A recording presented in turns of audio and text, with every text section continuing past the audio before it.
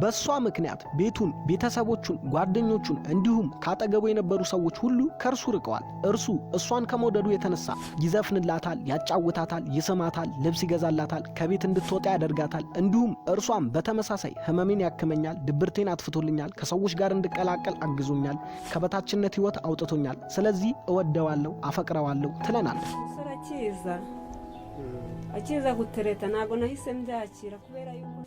ሰላም ውድ የዩቲዩብ ቻናል ተመልካቾች እንደምን አላችሁ? በዛሬው ቪዲዮ ዓለምን እያነጋገሩ ካሉት የፍቅርን ምሳሌ የምናይባቸው ስለ ፍቅር ብለው ብዙ ዋጋ የከፈሉት ሁለት ኡጋንዳዊ ባልና ሚስት ያማሳያችሁ ይሆናል። አንዳንድ ሰዎች ፍቅር ምን ጊዜም በየትኛውም ቦታ ያሸንፋል ይላሉ። ለብዙ ሰዎች የፍቅር ትርጉም ብዙ ነው። ለምሳሌ ለአንዱ ሰው የፍቅር ትርጉም መዋደድ፣ እንዲሁም ለሌላው ደግሞ ስሜትን መረዳት። ለኔ ደግሞ በግሌ የፍቅር ትርጉም ክርስቶስ ነው እላለሁ። ምክንያቱም ለኛ ሲል እስከ ሞት ድረስ ስለተጓዘ ማለት ነው። የአንዳንዱ ፍቅር ደግሞ ይለያል። ለምሳሌ በአገራችን አንድ ምሳሌ አለ። የፍቅር ትንሽ ትልቅ የለውም ይባላል። ምክንያቱም አንድ ሰው ከሰውም ከገንዘብም ከእንስሳትም ከምግብም ፍቅር ሊይዘው ይችላል። አንድ ሰው ከእባብ ፍቅር ሲይዘው አንዱ ደግሞ ከህንፃ እንዲሁም ደግሞ ከምግብ ፍቅር ሊይዛቸው ይችላል። ስለዚህ እንደየሰው አፍቅሮት ይለያያል ማለት ነው። የእናንተ የፍቅር ትርጉም ምንድነው? ሐሳባችሁን ጻፉልኝ። ስለዚህ ብዙ ሰዎች ፍቅር ያሸንፋል ይላሉ። ይህን ሁላ አባባል እውነት መሆኑ የተረጋገጠው በእነዚህ በሁለት ኡጋንዳዊ ባልና ሚስቶች ነው።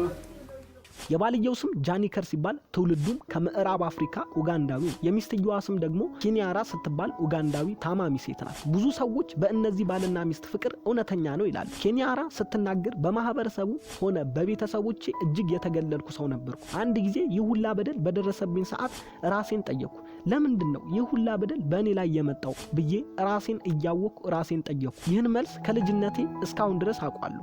ምክንያቱም ሰዎች ከኔ የሚርቁበት ምክንያት ሰውነቴ በእባጭ በሽታ ስለተያዝኩ፣ ይህን ሁላ በሽታ እንድቋቋም ያደረገኝ ባሌ ጃኒከር ብቻ ነው ትለናለች። ጋዜጠኛውም ቀጠል አደረገና እንዴት ልትወዳት ቻልክ ብሎ ጠየቀው። መገለሏ ብሎ ባልየውም ተናገረ። በማህበረሰቡ በጣም የተገፋች ሴት ናት። ማህበረሰቡ ከሚሰጠኝ ማንነት አንጻር ደግነቷ፣ ውስጣዊ ማንነቷ እንዲሁም ጀግንነቷ እጅግ ማርኮኛል ይላል። ለሷ ስል ያልከፈልኩት ዋጋ የለም። እኔም እንደሷ ብዙ ተንገላትቻለሁ። ማህበረሰቡ አግልሎኛል፣ ጓደኞቼ አግልሎኛል፣ ቤተሰቦቼ ወደ ቤት ተመልሰ እንዳመጣ ብለውኛል። እኔ ግን ኬንያራን ከመውደድ ወደ ኋላ አልልም ይላል።